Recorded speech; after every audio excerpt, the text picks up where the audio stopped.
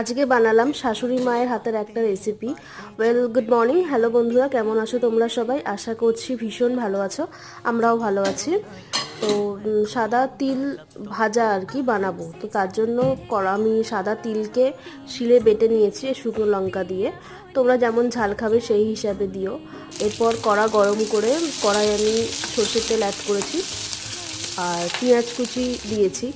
দিয়ে এদিকে তিলটা যে সাদা তিলটা যে বেটে রেখেছিলাম সেটা আমি কড়াই দিয়ে দিলাম। এতে বেশি কিছু মশলা লাগে না, সামান্য নুন, হলুদ আর অল্প একটু চিনি দিয়ে দিলেই এটা ভালো লাগে খেতে।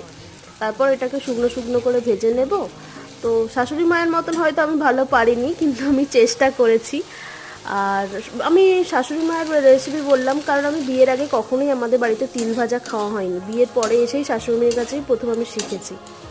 তো তোমাদের কে কে খেয়েছো আমাকে জানাবে, ভালো লাগলে অবশ্যই লাইক, শেয়ার, কমেন্ট করবে।